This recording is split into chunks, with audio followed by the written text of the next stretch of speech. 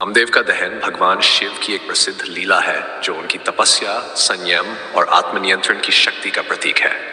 इस कथा का वर्णन इस प्रकार है।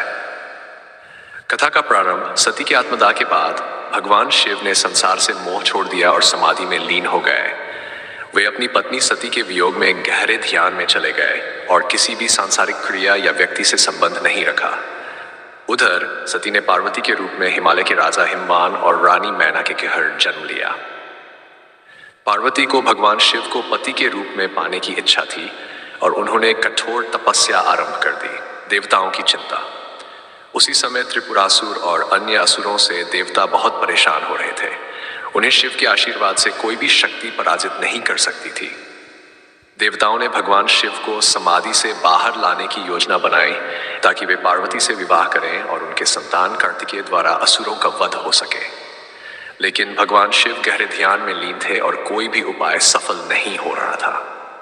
स्वयं कामदेव का आगमन। देवताओं ने इस समस्या को हल करने के लिए प्रेम के देवता कामदेव की सहायता ली। कामदेव को यह जिम्मेदारी दी गई कि वे अपने प्रेम के बाण से भगवान शिव की तपस्या भंग करें ताकि उनका ध्यान पार्वती की ओर आकर्षित हो सके। कामदेव ने अपने बाण को निकाला और भगवान शिव पर चला दिया। शिव का क्रोध और कामदेव का दहन। जब भगवान शिव पर कामदेव का बाण लगा तो उनका ध्यान भंग हो गया। शिव को यह देखकर अत्यधिक क्रोध आया कि किसी ने उनकी तपस्या भंग करने का साहस किया है।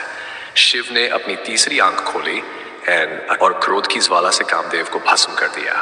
कामदेव का शरीर तुरंत आग में जलकर भस्म हो गया। परिणाम, कामदेव के दहन से संसार में प्रेम, आखंड और रामदेव की पत्नी का संतुलन बिगड़ गया। रति अपने पति के इस विनाश से अत्यंत दुखी हुई और भगवान शिव से उसे पुनर्जीवित करने की प्रार्थना की।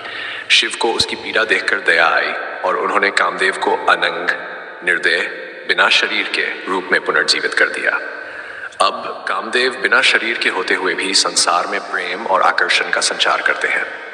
शिव पार्वती विवाह। इस घटना के बाद भगवान शिव ने पार्वती की कठोर तपस्या को देखा और स्वीकार किया कि वे ही सती का नया जन्म है।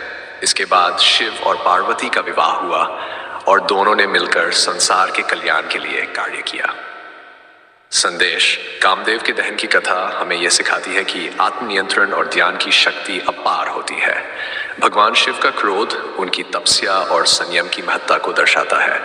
साथ ही यह कथा यह भी बताती है कि प्रेम संसार का मूल है, लेकिन उसे मर्यादा में रखकर नियंत्रित करना ही सही जीवन का मार्ग है।